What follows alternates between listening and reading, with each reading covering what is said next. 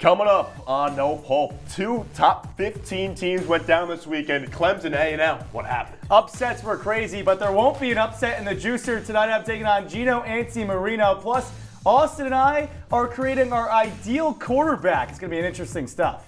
And our final words and 2 awesome interceptions. All that and more. It's No Pulp, and it starts right now.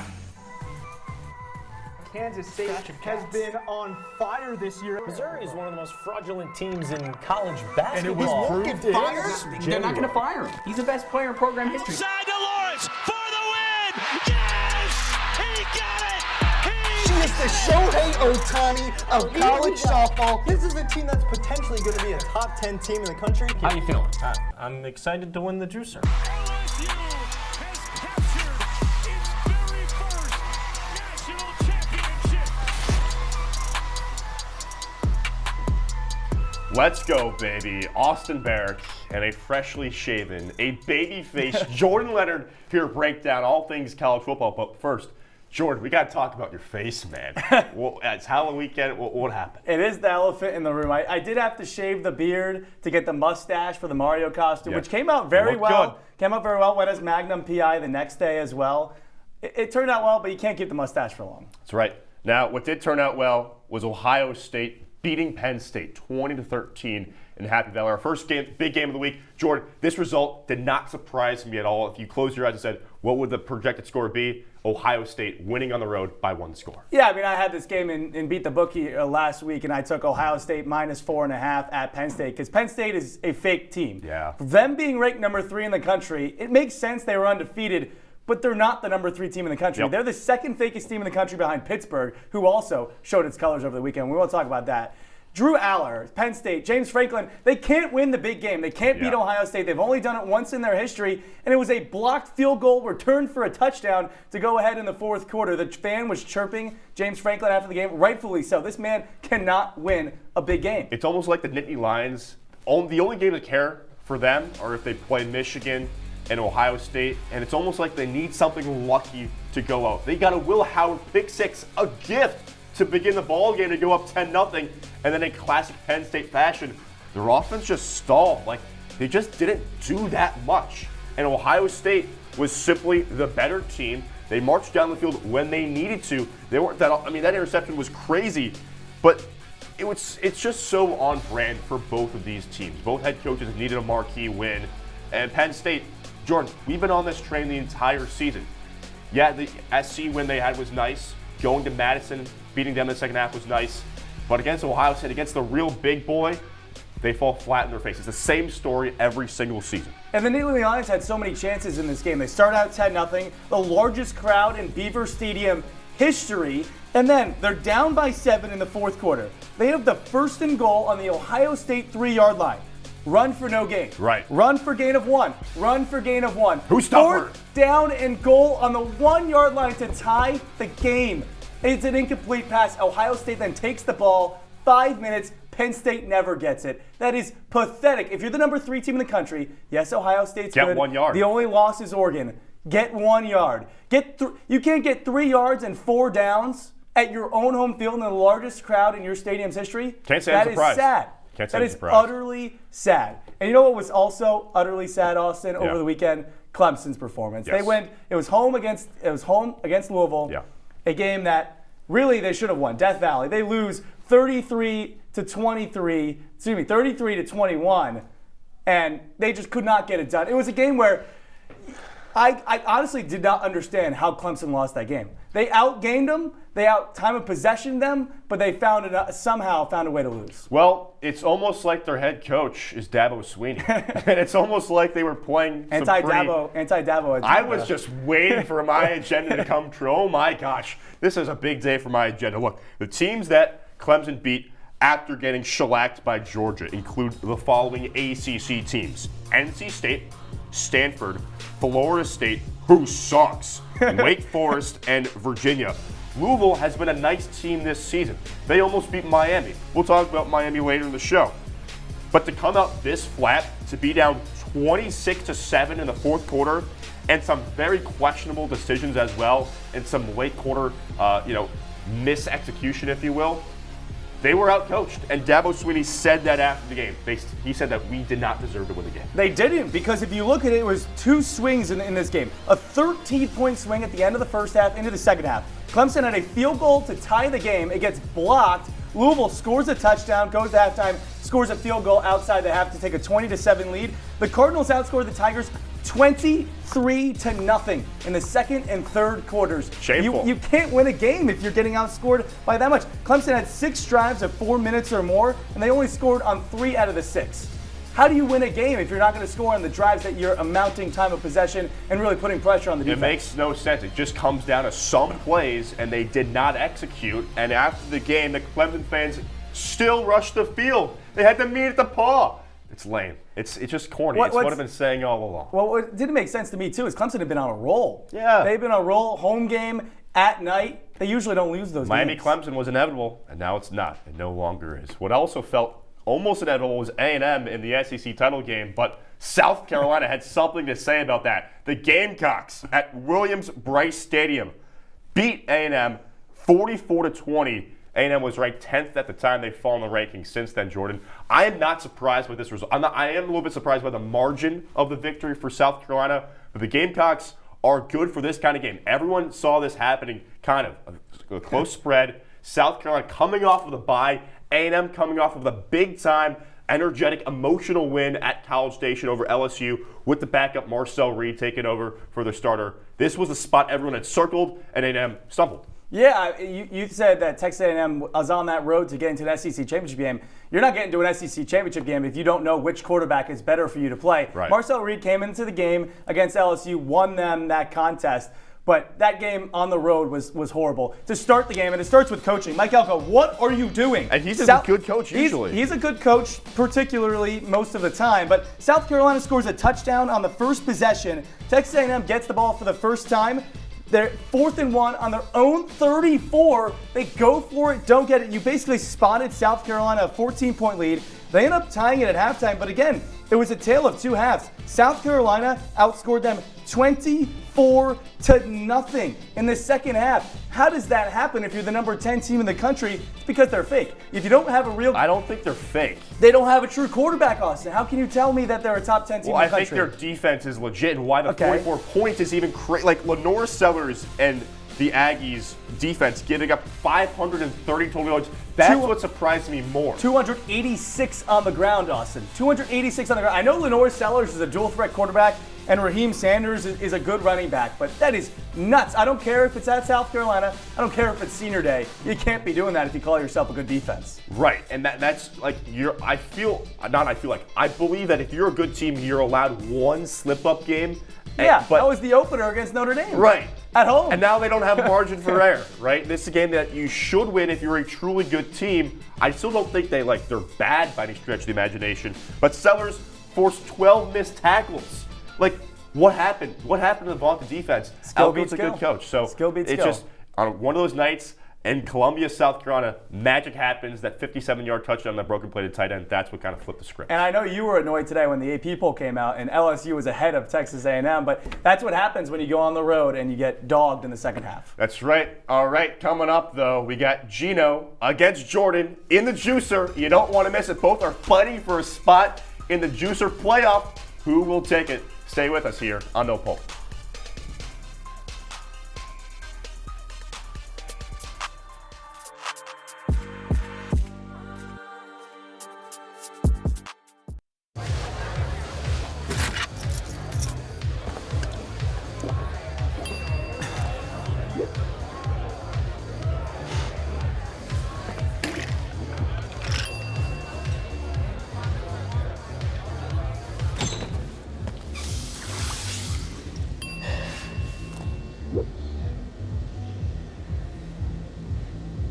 If you need to do something to feel okay to drive, you're not okay to drive. Don't drive buzzed. Hey, look, it's those guys. Are you good to drive? I'm fine. How many did you have? I should be fine. You should be. Go and step out of the vehicle for me. See ya, buddy. Good luck. So turns out, buzz driving and drunk driving, they're the same thing, and it costs around $10,000. So not worth it.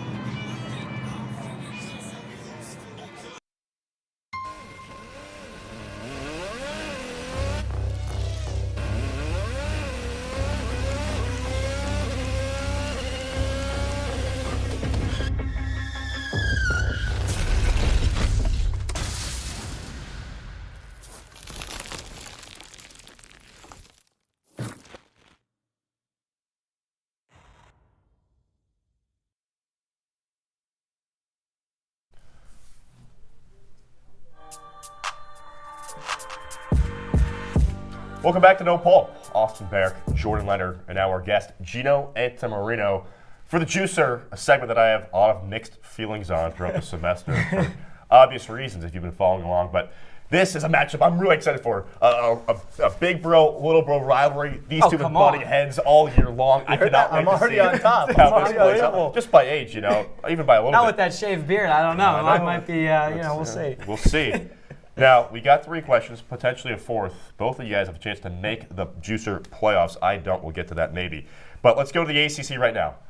Clemson lost, so this opens things up. Gino, I'll go to you first here. Who do you think is the front runner to win the ACC? Austin, it's not even who I think, it's I know. Miami is going to take the ACC. This is a team that's been one of the best teams in the country all season long. They're now 4th in the AP poll, 9-0, Jordan. This is a team that has one of the best offenses in all of the country. You have guys leading the charge like Cam Ward, Xavier Restrepo, Jacoby George, Damian Martinez, the running back. There's so many threats to this Miami team. And you look at the rest of the schedule, not a whole lot of a gauntlet left. You got Georgia Tech, Wake Forest, both those teams sit at 500 in the ACC. Then you finish out the season with Syracuse, who sits 1 game above 500. All 3 of those games are easily winnable games for Miami. Jordan? Gino, I hate to be this guy, but Austin doesn't like the easy answer. He likes thought put behind these answers. And that's why I got to go SMU. The Mustangs, year 1, they're on Was that fire. your first pick? Was that your first pick? No, Clemson lost. But SMU is ready to go to the ACC championship game and win it. How about Kevin Jennings, the quarterback? He's good. And this is where I'm totally going to get Austin. Kevin Jennings, according to Nick Saban, who's essentially the Bill Belichick of college football, maybe the most underrated player in the country. The Mustangs score over 40 points per game, second in the ACC. They're also second in the ACC in points allowed per game. Meanwhile, Miami is 7th. And then even a better one, special teams efficiency. It's all 3 phases, Gino. You got to play all 3 phases. 24th in the country for SMU. Miami's 51st. If you look at SMU, they're more battle-tested. They beat Louisville. They thrashed Pitt. They only lost is the BYU, who's a pretty good team over there in Mormontown. The same Pittsburgh team that you said was fraudulent, right? Yeah, they're fraudulent, Okay. but they thrashed them. They thrashed them. All right, the answer here is Miami. They're just better. They have the easier path because they are the better team. So Gino is up 1-0 on Jordan right now. Jordan, question 2 worth 2 points. What team has the easiest path to make the college football playoff in all of the CFP? What's You your say answer? the easiest path, and I have the easiest answer. The number 1 team in the country. How about Oregon? They already beat Ohio State at home. Great win right there. They beat Boise State, also looking like a great win. Everyone was concerned. Oh, they only beat Boise State by 3 points. Yeah, Boise State's the number 12 team in the country. They essentially already have a CFP spot locked up. Sure, could they lose 2 games? Theoretical probability says that is correct. Maryland, bum. At Wisconsin, they're all right. Washington, they're not that good. I mean, Will Rogers is not that good of a quarterback. Oregon's the number 1 team in the country. Revenge from last year. Oregon's the number 1 team in the country. Easiest path. Gino.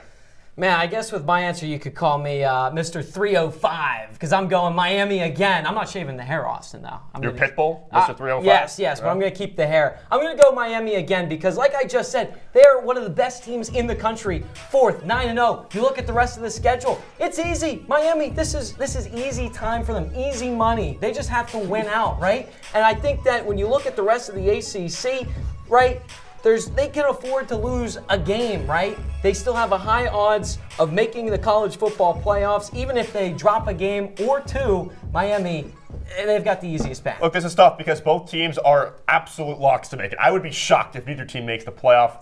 But I'm going with Oregon, the best team in the country right now. They are just very, very good. They are better at football than Miami right now. Jordan's up 2-1. Let's go question 3 here, worth 3 points. So somebody's going to take it right now. Which team in the AP Top 25 has the most work to do to make the CFP? Gino, you're up.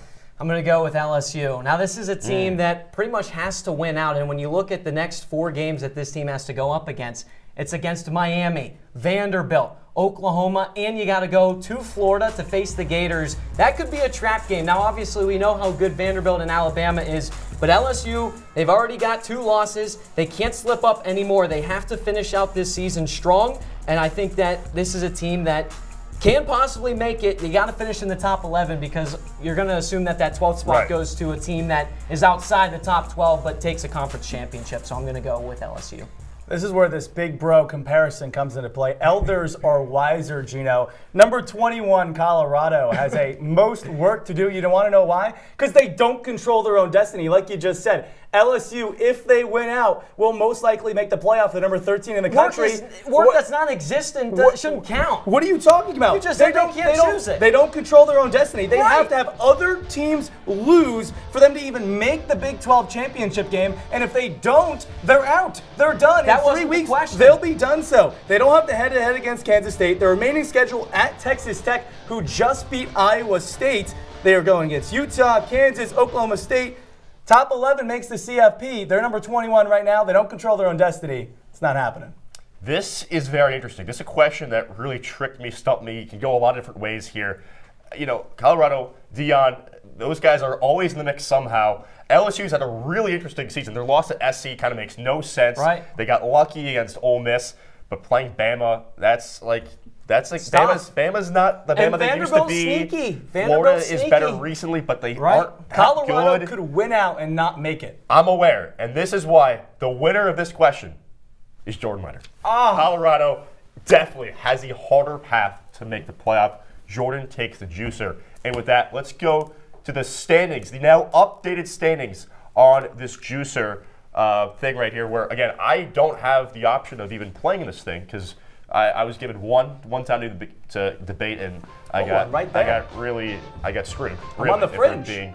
For being honest here. So I'm actually going to appeal to the New York Circuit Courts and then up to the Supreme Courts so that I have another chance here. I think that's only the fair thing here. But, you know, it is what it is. It's a cool thing we got going on here. But, Jordan, you're still fighting. I'm right in the mix. You know, they would call that the bubble in the NCAA tournament. I know basketball's starting soon. That's right. We're not talking basketball right now. We're talking more football. Jordan and I, on the other side of this break, are building our ideal college quarterback. You don't want to miss it. This is fun stuff, folks.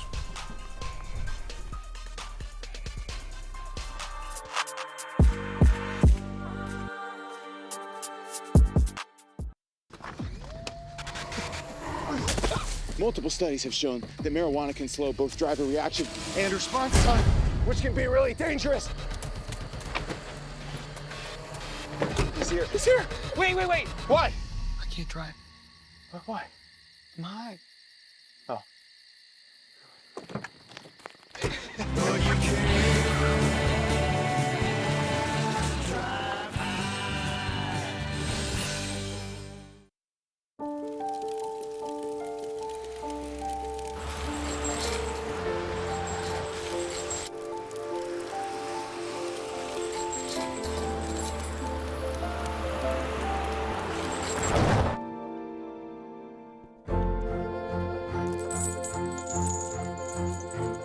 Did you know dragging chains can spark a wildfire? Only you can prevent wildfires.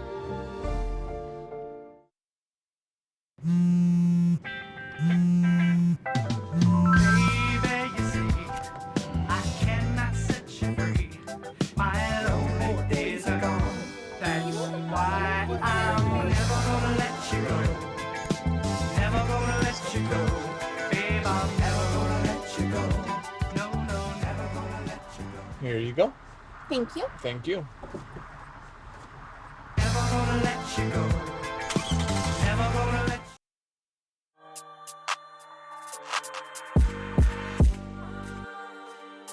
Here with the juicer winner, Jordan Leonard. That tastes good. Yeah, it tastes very good, and you know, it's partly You know how they say milk heals the bones, makes you stronger? Yeah. This is what orange juice does as well. It gives you those vitamins. That's what you need in a quarterback. You do. This is what we got right here. We got IQ, we got arms, we got legs/grits. Jordan and I are building our ideal quarterbacks. Going to be 3 players each. Jordan, let me start with you here. Let's go to the IQ, a player who you just like, how he reads defenses, all that kind of stuff.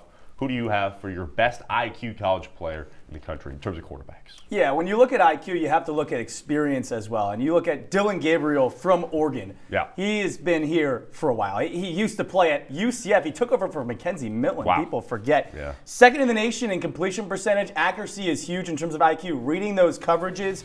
Fourth in the nation in QBR, the premier stat to rank quarterbacks. Hasn't had more than 7 interceptions since at all in his college career. That came in his freshman season. Yeah. He keeps the ball out of harm's way, uses IQ to read coverages. You can see him running for a touchdown right there. If it's man, he can run. If it's zone, he's going to dice you up. He's going to use that IQ to read some defenses. I think that's a good pick. I think my guy is a little bit better. I think Gabriel's, again, very, very solid. But the offense he plays in is so quarterback-friendly. Things are wide open for him all the time. So the guy that I'm going with for my best IQ is LSU's Garrett Nussmeier. If you ask NFL draft experts, they have this guy nearing the top of their draft board. It's a weak quarterback class, but Nussmeier is the real deal. You got guys like Todd McShay, Ryan Russillo, Jesse Palmer. This guy gets it. When I watch him play, the game just slows down for him. He's a competitor. He reads this stuff very well. You look at a guy like 5th in passing yards per game at 330. He's never phased. He went into College Station, and it wasn't his fault why they lost that game at A&M. He put up tons of yards in that play. He's a multiple read kind of guy. He watched under Jaden Daniels. He waited his turn and still played. So I like him there. Now as for the arm, a lot of options with this one here. Who do you got for the best arm in the country? Yeah, Gino talked a lot about Miami, and one of the reasons Miami could win the ACC and get to a national championship game is Cam Ward can sling the rock. He's my favorite player in the country this season.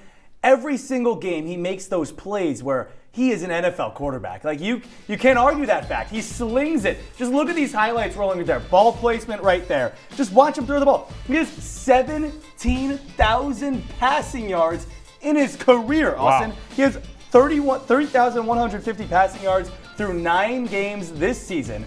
He's a passing machine. His arm never gets tired. He's going to be able to carry this Miami team. He's got Xavier Restrepo as a great wide receiver. And again, ball placement's key with an arm. Being accurate with that, he can do it. Ward was my first pick here. I love him. I love everything about him for the most part. He's nonchalant. It's so effortless when he throws the ball. I think that stuff is great. The guy that I'm going with here, though, Jackson Dart. This guy was born to be a gunslinger. It's in his blood. It's in his DNA.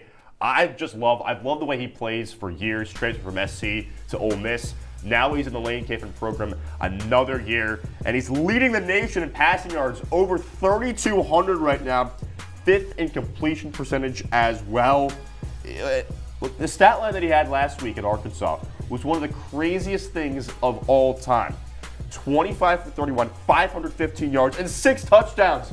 Dart is legit. His arm is special. It is awesome. Now, let's go to legs/grit. Jordan, this is a good pick for you, I'm hearing. Who are you going with? It is a great pick, and you wonder why they added the grit part, because you took Jalen Milroe, #1 overall, so you got that pick before me. And spoiler alert. I love my guy, BYU Jake Retzlaff. Yep. I wasn't going to pick him over Jalen Milroe if I had the choice, but this guy can get it done on the ground, and this is where the grittiness comes in. And when you're a quarterback, you're not necessarily going to be the best athlete, but if you're gritty, get those extra yards, come up big for your team, that's what you need to do. He's been the leading rusher most of the year for BYU. He's second now at 303 yards. And this is an interesting stat here, too. He dominated JUCO. He's only been sacked 9 times this year. I can tell you it's not just necessarily because the BYU offensive line is just stout. He's using those legs to buy some time, find open receivers, and really put stress on that defense. If you're just going with the legs, probably Hajj Malik Williams out of UNLV. Sure. But it's the grit that Jake Retzlaff, BYU as people are calling him, is my legs/grit. Yeah, I'm not going to say that's a great pick, but it's a cool pick, and it's a good story, so I'll give you that. Now, obviously, we teased my pick. It's Jaden Milroe. He is obviously the pick here, the best legs in the country. I mean, you look at a guy who has 380 rushing yards, 12 rushing touchdowns. He scored multiple touchdowns on the ground in 5 of 8 games this year. He is a jitterbug when he runs. He is the guy at pickup basketball that clearly has more chaotic speed and agility than anyone else. He moves at different speeds than SEC guys. This Georgia game on your screen, 117 rushing yards and 2 touchdowns against Georgia with all the speed and physicality on that team. Milroe is just a beast. Also, he's a running back playing quarterback. I think what would have been interesting is last year especially, who you would put of Jaden Daniels or Jalen Milroe. Would have been tough. Daniels is really, really good, and he's doing it at the NFL level too, which is very, very cool. All right, we talk quarterbacks. We're going to talk some guys who intercepted quarterbacks on the other side of this break. Our plays of the week and our final words coming up next on No Pulp.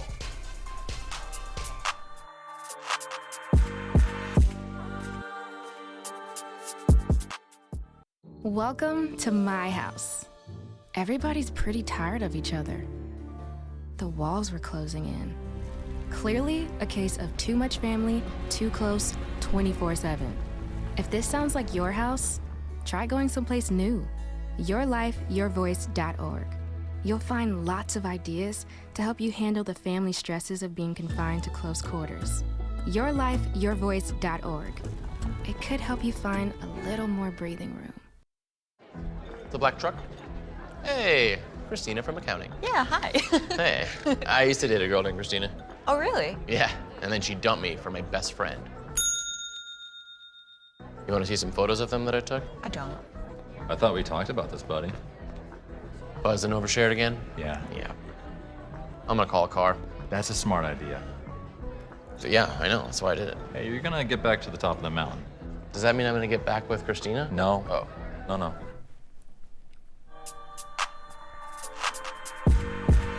Welcome back to No Pulp. Austin Barach here. We'll hear from Jordan Leonard in just a little bit. For my play of the week, we're going to the Wisconsin-Iowa game, under the lights in Iowa. And Nick Jackson, a guy who's a journeyman, if you will, played 4 seasons at Virginia, comes up with an insane interception here, off his foot, off of his teammate's face mask, and he intercepts it. He took it 28 yards to Wisconsin's 12-yard line. Look at that. Look at the focus, the concentration, the hand-eye, and the foot. He said, I couldn't even tell you what happened. I didn't even know I had the ball for a while. His first career interception in his 69th career game. Great stuff out of Nick Jackson. Big win for Iowa. Yeah, that was a great interception. I'm going to stay in the Big Ten. Another great pick. How about Davison Igbinosun of Ohio State? The biggest game of the weekend. Came up with a clutch interception before the end of the first half. This was a huge swing in this game. Penn State could score to take the lead going into halftime, but no. Look at this. Look at the replay. This is a tough angle. It bounces off the Penn State guy's hands and into his chest. He takes it away from him, rips it, gets the first foot down in there. He's a New Jersey guy. Of course he's going to ball out on defense. Who would have thought? Good stuff, Jordan. For my final word, let's go to Saturday's Virginia Tech-Syracuse game. It was the 55th time that I attended a Syracuse game in the Dome in any capacity, and I ranked it my 3rd favorite experience in it. It was awesome. The Orange were dead for the first 2.5 quarters, and then it flipped. Cardiac Cuse kind of stuff. But I wish that more people, students specifically, would have been there. The student section for the Upper Bowl was completely empty the entire game. Many students left at halftime. Even more left when it was 21-3 in the 3rd quarter. Truly disappointing stuff. Sure, it was a noon game. It was Halloween weekend. But come on, the team was 5-2 and hadn't played at home in 35 days. Just show up. In places like Baton Rouge, College Station, Knoxville, those fan bases live for those half-dozen games a year. It's going to be tough to change the culture in the Northeast for football. Hopefully, Fran Brown can change that in the coming years. Yeah, Austin, Syracuse is just a basketball school. But keeping it on the college football trend, before the season, many people were worried about the new expanded 12-team college football playoff.